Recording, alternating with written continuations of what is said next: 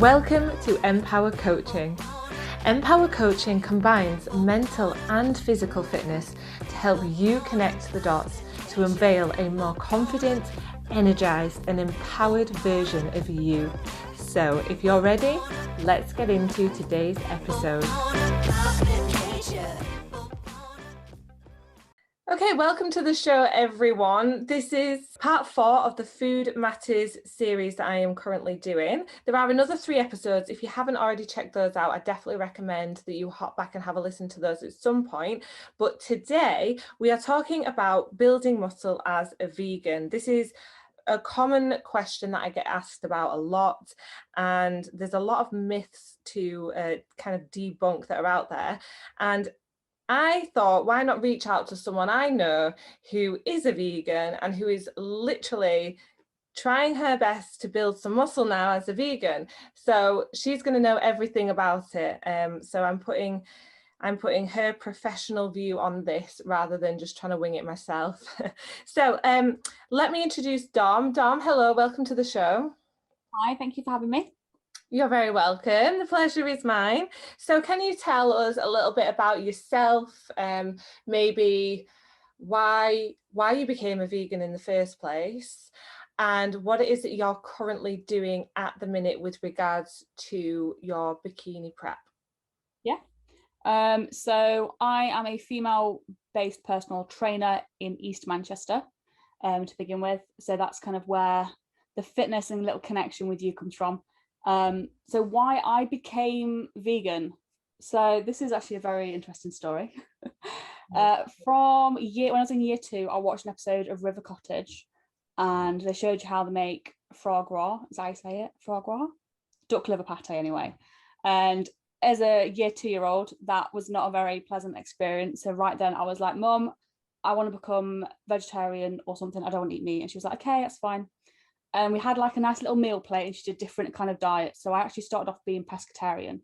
So I didn't have any like land or flight animal, but I would have fish, and then I would have dairy and obviously like veg. And then a few years later, I found out I was lactose intolerant. So I would always have my coffee on the way to college because I was a very bougie college student. And then I used to get really, really bloated and feel really sick. So I kind of just started knocking it down. And then I switched on to having just soy milk, and I was fine. And then I had a cheese quiche, and then I passed out. So it was like, okay, definitely lactose intolerant, can't have that. Then the dairy went out of the diet. And then a few years later, when I was in the last year of university, I found out I was allergic to fish. Oh. So and the only thing that was left from my pescatarian diet was eggs. And I just thought, well, you know what? I'm vegan now, so I might as well do it. Try it. Wow. I was not expecting that story at all. I mean, like, the more longer I've been vegan and like the more research I had to do, I watched like all of like the documentaries and stuff. And like, I am very glad that I am vegan. Like, when I see like the lambs like in the fields, I do get a little bit upset about lambs. But at the end of the day, I'm not like a militant vegan. It's your choice. If you want to eat meat, you can eat meat. That's fine. I just choose not to. But like, definitely for like environmental reasons as well now. Because I do always think maybe it was just that one portion of fish that I had. But I'm saving the seas, so there we go. Right. There's lots of little Nemos still out there. Yeah. Let's not get rid of them all. Oh, right. So I know that we're going to talk about building muscle as a vegan, but there is also quite a common theme that people turn to veganism, that's how we say it, isn't it? Veganism, based on the fact that it can do or has more benefits for weight loss. I'd be interested to know what your thoughts are on that. So obviously for any form of weight loss, you need to be in a calorie deficit. That is the Right. be all and end. There's no magic cure, like it's just that. I think it kind of goes one of 2 ways. If you want to become a vegan and do like the very healthy route of just having veg, lentils, beans, pulses, tofu, like the natural food way, yeah, most chances are you probably are going to lose weight because they're not as calorie dense as meat. Obviously, they've got calories in, and things like tofu on the more calorific end of it. But if you're comparing having, I don't know, a fry up to a vegan fry up made up of like things like tomatoes, mushrooms, a tofu scramble or something, it's not going to have as many calories in. So you're more likely to lose weight on that end. If you're going the other end of having fake sausages, fake steak, fake cheese, those are very high in calories. Not always, but for the most part they are. So if you are doing that fry up, for example, again, but replacing all of it with a vegan runny egg, vegan sausages, vegan bacon, baked beans and stuff, it's probably going to be quite equal with the calories, but you are going to have less other things. But it's all variable on brand to brand and what you are specifically going for. So I'd say it's not a way out. It's not a magic, you are going to lose weight. A lot of people can gain weight having vegan food, especially when you find out that all the nice little treats, some of them are still vegan, and you're like, oh, I'll have that entire pack of bourbons. But yeah, you can and you can't. I think there's a bit of a connection with, if a piece of food, even if it's like a treat and it says vegan on it, that there's like this connection that it's got to be healthy. So it's like, I can have it. I used to work at a restaurant in Manchester, and in like the deli section they had this vegan like cookie dough bar, and it was amazing. It was the nicest thing ever. It was like caramel and chocolate and just yummy. And I saw it last night, so I thought, oh, I'll have that after my competition. And I looked, and it wasn't a very big bar. It was probably like 4 inches square, and it had 600 calories in. I was like, no, I prefer like a big meal, thanks. Yeah, right. Yeah, if you're not too fussed about eating much else for the rest of the day, then it's fine. Yeah. But that's a big chunk. So let's talk about building muscle, because this is something that we both love doing. And you are currently taking it to the next level, and which is amazing. I honestly have so much respect for everyone who enters bikini competitions, because I've never done one myself, purely based on the fact that I know just how challenging it is, both mentally and physically, and so I've just not bothered myself. But I have so much respect for people who do, and that is what you are currently doing. So tell us a little bit about the competition that you're doing, where you're at with it, why you even wanted to do it in the first place. So I'm currently in prep. I am 8 weeks and 3 days out at the minute of my competition, which is at FitX in Leeds on the 23rd of May. So not long left at all.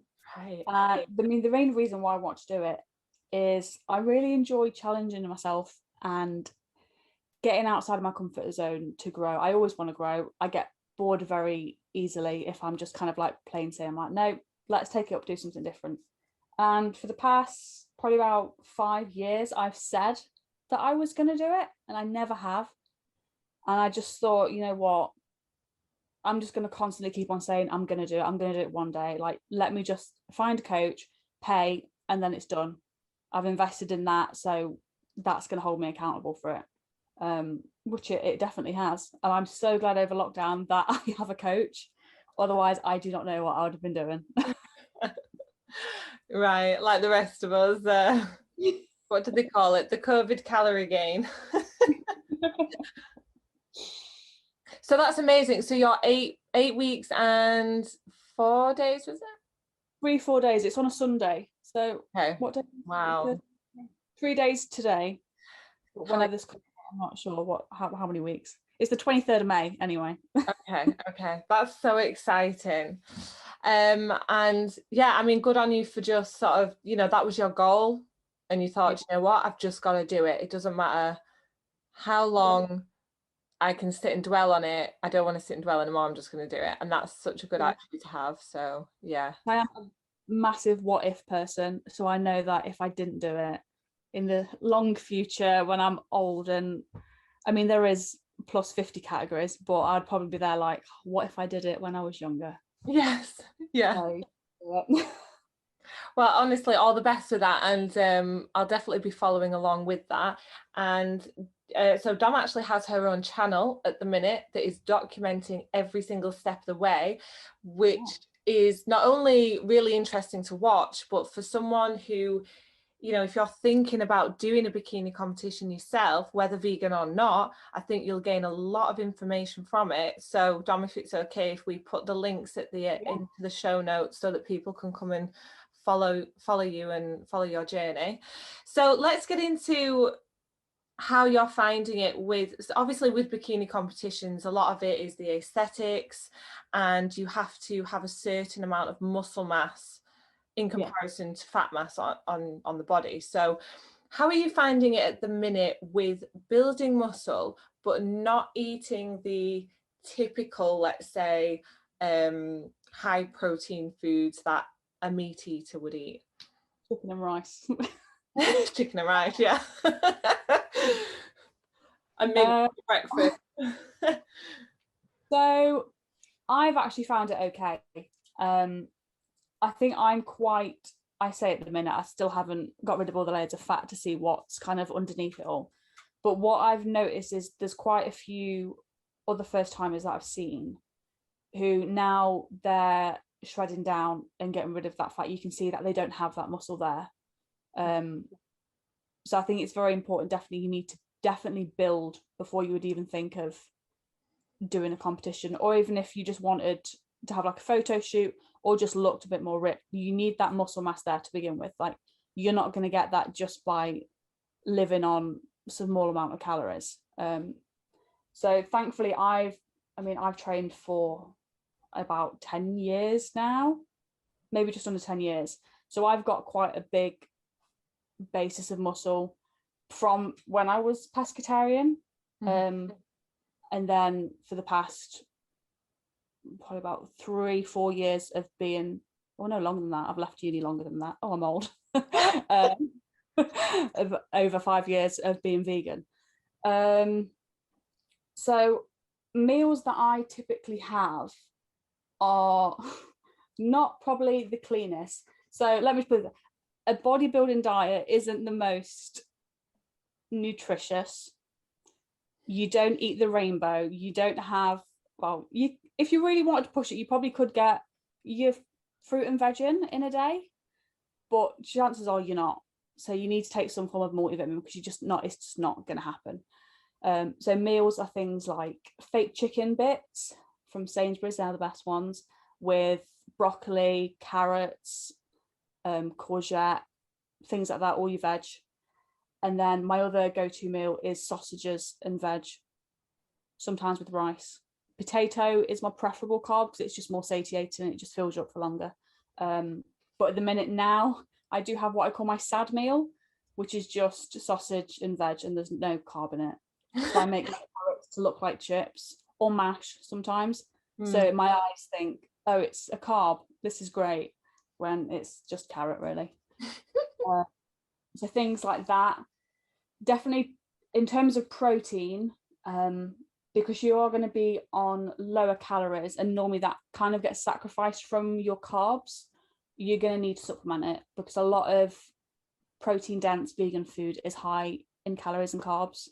Things like tofu or tempeh, you've got carbs in it, it's just what it is. So I end up having 60 grams of protein a day. So that each one of those is about 1.5 scoops of protein powder. So you're having more than one typical serving. So I have that. I have one of those with breakfast instead of milk with a cereal, because you are allowed cereal. That is part of the bodybuilding diet. Hey. I'll have, well, usually I have it with yogurt mixed into, so it's like a thick pudding almost. But recently I found if you just add water to it, it turns into like a batter, like brownie batter or cookie dough batter. Like you don't cook it, but to me it tastes really nice. Yeah. One of my friends did it and they didn't like it, but I personally loved it. So that's the important bit for me. So no, really, in terms of protein, it's things like your fake chicken bits, which tend to be lower in calories than your chicken, your fake sausages, and protein powder, really. it's not very exciting. So you'll get 60 grams of protein from protein powder and then the rest from other, yeah, okay. Just in case anyone heard then that it was 60 grams of protein that you're only having a day. Oh no. Way too low. Okay. So, I mean, do you ever find that you've ever struggled to hit, because obviously when you're in bodybuilding, like you said then, there's a very small focus on micronutrients, but there's a high focus on macronutrients, carbs, fats, and proteins. So do you ever find that you ever struggle to hit your protein targets? Not anymore, because with my coach, I'm on a set meal plan. So I don't need to think about what foods I'm having. He just sent me a weekly plan. I'm like, okay, this is the meal that's going in, and that's it. So I know that it's all been calculated.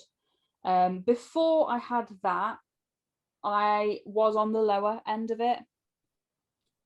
But before then, I was just kind of like plain sailing. I wasn't really growing muscle. I wasn't losing. I was just on maintenance. And I had no negative health complaints. So I was kind of like, okay, I must be fine. The occasional times that I would go in my fitness pal and just track it to see what I was doing. I was on the lower end.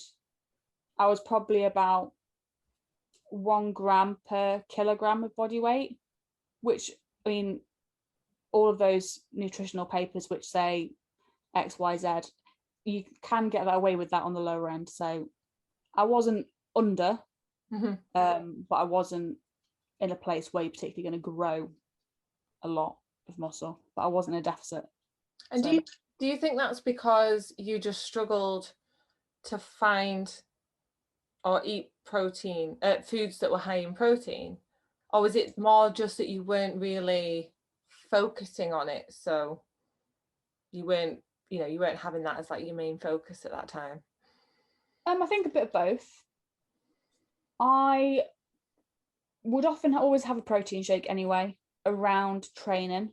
So I was always getting at least 20 grams of protein from that. And then my other protein would come from things like sausages or mince. But as time progressed and I did more learning, I wanted to become a bit more like whole foodish and away from kind of the fake sausage and the fake this, that, and whatever. So I went on to doing things like lentil bologneses and like lentil shepherd's pie, which were lovely. But they do tend to be a little bit lower in protein because those big brands who make the things, I think, oh yeah, they need protein, let's just pump loads of protein in it. So I mean, it's a bit of both. Like, it wasn't a main priority. Like, I was just happy. I enjoyed. Had a very wide variety. Like, it was very varied what I ate. Yeah. Okay. I don't know if that answers your question. Yeah, because obviously one of the main concerns is that people, as a vegan, you're not going to be able to hit your protein targets because protein is so hard to get hold of, right? This is how a lot of people are commonly seeing it. And so that's what I wanted to know, is if that was a struggle for you, or if actually it was completely fine, you had no problems accessing the protein, it's just it wasn't your focus at the time. I think definitely, like, it's available, it just wasn't my focus. I think if you are someone new to training or maybe new to a vegan diet and you aren't in the habit of using protein shakes, then it might be a little bit harder for you, because that automatically gave me kind of a 20-gram head start. So I didn't need to find that much. But it is there, and especially if you do your research. I mean, I would advise anyone, if you are thinking of becoming plant-based or vegan, or just incorporating more plant-based days into your like weekly meal plan, definitely do some research, because I think there's a lot of people out there who kind of, when it was like the trendy thing to do, were like, those Americans were like, oh yeah, we're all vegan for this, that, and the other. I think people just tended to like jump onto like the little train and didn't do any research, and then there was quite a few people who I think became quite ill because they didn't know where to get their food from. Right. But things like beans, lentils, pulses, they're going to have your protein and things like chickpeas. So definitely, like, you need a portion of them, at least one portion a day. I mean, like a can of beans on toast is such a nutritious meal, whether you're vegan or not. Like it's Yeah. real. And I think there's about 15 grams of protein in a can of baked beans. So if you've got that on top of your protein shake, you're halfway there. You've just changed everyone's breakfast for the ongoing future. Beans on toast. When I wasn't in prep, like in the first lockdown, every day I would have some form of beans. I love them. They're great. Amazing. So obviously, like you were saying, you've been training for a long time now, and you've been strength training for a long time now. So you've experienced it as a as a pescatarian, right? And you've experienced it as a vegan. So Yes. have you noticed any major differences between when you were training as a pescatarian and when you were training as a vegan? Yes and no, because I think the yes is influenced a lot by lifestyle as well.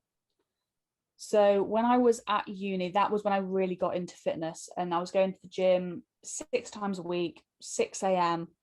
and I would be having a lot of eggs and a lot of fish.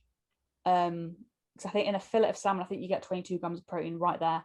I would have 2 fried egg whites, or like an egg white omelette, and I would have my protein shake. So I was definitely having a lot of protein, probably too much protein. But the course that I did at uni, I was in 8 hours doing physical activity. So my expenditure was a lot. So I'd already gone to the gym for an hour in the morning, and then I was doing 8 hours running about, physical stuff, climbing up ropes in the air and stuff. So obviously you're going to grow muscle from that as well as the gym. So then I would probably say, I would say that's probably the most hench I've ever been. I definitely carried more body fat, but kind of, I'd say definitely upper body, that was the most hench I've been. And most people are going to know what hench means, but for people who don't know what hench means, it basically just means absolute muscle gains, like big I ass was like, muscles. my arms were like Popeye, they were great. So I mean, with like hitting PBs and things like that, have you noticed a difference? So obviously when you begin training, you have a mad rush of gains. The Anyway, newbie gains. yeah, like week after week I was hitting like the best. I think my deadlift, I mean, it's a good deadlift, it's not by all means the best deadlift in the world. I managed 105 kilograms for 1 rep when I was pescatarian. Squatting, I never made the 100 club, which really upset me and still upsets me to this day. I got 95.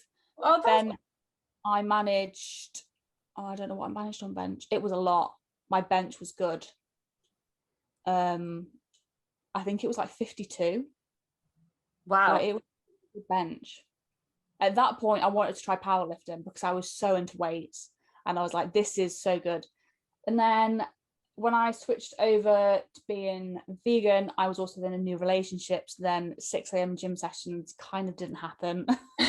And I went to uni, and then only probably in the last year I've actually got into the gym to the same extent as I did when I was pescatarian.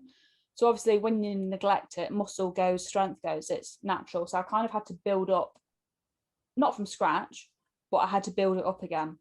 And deadlift now, I've managed 102.5. So I'm 2.5 kilograms off. But those 2.5 kilograms do matter. Yeah. Bench, I managed 47.5, so not far off. Squatting, I don't squat. I just don't do that. So strength has definitely come back. Obviously now I'm cutting down for this competition. Like my arms look probably as good as they did. They're probably in better condition now than I was when I was pescatarian, but I think that's more from like the maturity of my muscle and because I've trained for longer now. Okay. Obviously if I put on a bit more fat, I'd probably look even hencher. So I think I think it's definitely doable to gain an equal amount of muscle no matter what your diet is, whether you're eating steak every day, whether you're eating fish, or whether you are plant-based. But I think there's definitely a lot of different lifestyle things that fall into it for me as well, to give it like a 100% accurate test. Mm-hmm. Yeah. So because what I'm hearing really is that if we were to come to a conclusion, there isn't really enough to suggest that either way you were better off or worse off. Yeah, It's more to do with lifestyle changes than anything. Yeah. Which is great for vegans that are questioning whether they can do this or not. Yeah. I mean, I think it's definitely one of those things, when that film as a Game Changers came out, like, I really enjoyed it. I was like, oh, this is great, because it's what I believe in. I'm like, yes, everyone should be vegan to save the planet, to save the lambs, and it's good for your health. Right. But it has been shown that most of those studies were backed by vegan companies. Yeah. And then you see the studies on the other hand that have been funded by the dairy industry and stuff. So all of that stuff out there, I don't think you can really take that much like weight with it. I think it's definitely individual, and see what works for you. Oh, that's great advice. Yeah, definitely. And I think that's how it is. And I literally have just done a podcast on this, last week's podcast, just about how it's so easy for us to read headlines and just to take that as gospel, just that one headline, but not really read into the article. And the problem with that is a headline is there to attract you. It's there to shock you. And so when you read it first off, it can be extremely misleading, and I think a lot of people do get misled. And I think so this was about carbohydrates last week, and I think that it's a similar kind of thing with veganism. You know, we saw that we kind of went through this trend, didn't we? I think we're still in it actually, where, you know, it was seen to be trendy and cool to be a vegan, and it would really accelerate your fat loss, and everyone who was slim was doing it. And then there was a lot of talk about how vegans are deficient in this, and this. And so, you know, they don't have optimal health. But again, it was all just headline. This is what people are talking about right now. This is what we're going to headline. And then obviously the public fall victim to that. And that's how we get to where we are today. So it's been really good that you've been able to give an insight on, you know, your own journey of actually going through it. Even better that you have done all these other, you know, pescatarian and stuff as well, just to show that, which is absolutely fantastic. And you know, you've just let us know that you are successfully making your way through bikini prep right now, and you've had no issues whatsoever with hitting your proteins or anything like that, which is great. I think obviously, you know, it's good to acknowledge that most vegan foods will be lower in protein, and I think that's probably where the connection initially comes in from. You know, chicken, for example, if you have 150 grams of chicken, it can be anywhere between, you know, 30 to 50 grams of protein just in that one portion. Get that. Right, so that is huge. Whereas things like lentils and pulses have still got protein in them, but just not in quite as high quantities. So it's just about adapting it, isn't it, and making it so that it fits. I think definitely the biggest thing, I think, is education. And if you're choosing to follow a vegan diet, plant-based diet, you need to look into it and see where your nutrition's coming from. Otherwise, you're going to have a horrible experience of either following the diet because you're just going to be there living off packet soup and bread, and then you're going to get ill, or you're not going to be hitting those protein markers or whatever your kind of macros are. What's the key bit of information that you need to extract from setting about a program or a plan or something? What do you really need to have in place to be able to succeed in working towards building muscle? Because there's a lot that goes into programming, isn't there? So you've got your program itself, you've got the how you train and how you exercise, and then you've got your meal plan. And obviously your meal plan's set a certain way, isn't it, with you know, targets and things like that. So what's like the main, to be able to make sure that you're building muscle, what's the main target that you need to have in place and be focused on? I think nutrition wise, it's your protein and your carbs. Yeah. I think it has to be. Yeah. I mean, your calories, you need to be in a surplus if you want to gain, unless you're brand new to weight training. So it's the carbohydrates, proteins. If you've got those two nailed, if you know what you need, like with numbers wise, to be able to build muscle, as long as you're hitting them, chances of you succeeding are going to be high. Yeah. That's great. So in that case, it's just simple, isn't it, really? Now, so you're 8 weeks out, very exciting. Let me just know, or let us know, like, how are you feeling, like, emotionally about it? Like, what's the journey been like mentally for you on this? I feel incredibly lucky that my journey has been quite chill so far. Obviously, that could all change at the drop of a hat. I have a very good relationship with myself, my body image, and with food.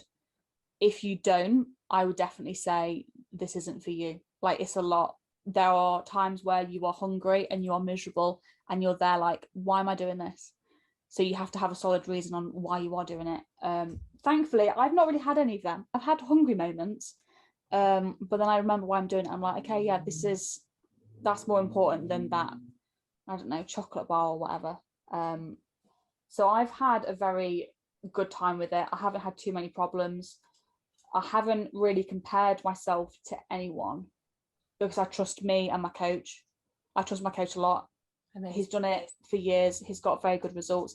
If he wasn't happy with something, he would have changed it. So, yeah. And I mean, there's a lot that goes into bikini prep. It isn't just about eating certain calories and smashing the gym up. There's so much more, isn't there? You've got to think about bikini, you've got to do posing, hair and makeup on the day. Like, what do you think is the most challenging aspect outside of, you know, what we already know with training and nutrition? What is then the other most challenging aspect of bikini prep? For me personally, posing. Right. It is hard. It is painful. Like, it hurts. Like, you have to squeeze your muscles. You are there shaking. You've got to hold it. And then obviously the next day you're aching and you've got to do it all over again. I find it so bizarre because when you see bikini competitors on the stage and, you know, they're standing there with grace, they've got that certain smile, but yet this whole time you're saying it's painful. Oh, yeah. Yeah. If you're doing it and it doesn't hurt, you aren't doing it. Right. And that's because the bikini flex is different to your standard flex, is it? Because I mean, if I was just to pull my bicep now, that's not going to hurt. Like, I'm just. So different federations are different as well. So the federations that I'm using is FitX and PCA. So what they ask for is very different to what, say, Two Bros ask for. Two Bros seems a very elegant. I mean, I don't know their style of posing, so I'm sure it's still quite uncomfortable, but it looks a lot more relaxed in the upper body. It all seems a lot of legs, like sticking your bum back and stuff. Whereas PCA and FitX, it's you're flaring your lats, your arms are out, your elbows are down, lift the shoulders, lift the chest, arch the lowers back, stick your bum back, lengthen out your hamstrings, think about screwing your feet into the floor. Like, it's a lot. Wow. All of that is going through your mind, and then you've got to think, smile. The most simple part of it, but the most difficult when you're trying to do everything else. Yeah. Of course. Well, I'm really excited for you, and you know, we're all going to be rooting you and really eager to continue watching your journey with this. I have really enjoyed watching, as you know, I've really enjoyed watching your journey so far in it. So Dom actually posted up a comparison of two photos of her. I think, was it your first pose that you did, and then your most recent pose? And just the transformation in the two, just by simply learning how to hold a pose, was incredible. And that was eye-opening for me, because that had nothing necessarily to do with how much muscle you had gained as such. It was more how you know how to hold a pose. Yeah. And that was like, oh wow, there's such a skill to it, you know. But yeah, so anyone who wants to follow Dom's journey with this, highly recommend that you go and check out. What is your Instagram? What's your? It is Dominique Dalton PT. Lovely. So, and we will obviously post that on the show notes as well, and your YouTube channel. Dominique Dalton. Also lovely. So we'll post that on there as well. And then if any of you guys want to go and follow Dom along with her journey, then I definitely recommend. But I think it's safe to say that after this discussion today, and honestly guys, you are getting it from a trusted source, just go and check out her all of her social pages so that you can see for yourselves. She is literally killing it right now, and she's a vegan. So I think we can definitely put a lid on this. Being a vegan means you can't gain muscle, because you can. And I'm sure Dom would be happy to answer any further questions on that, would like on her social page, right? So yeah, thank you very much for joining us on today's show. Thank you. And check back next week, everyone, for a next episode of Empowering You with Emma. And have a great weekend, and I'll see you then. Bye.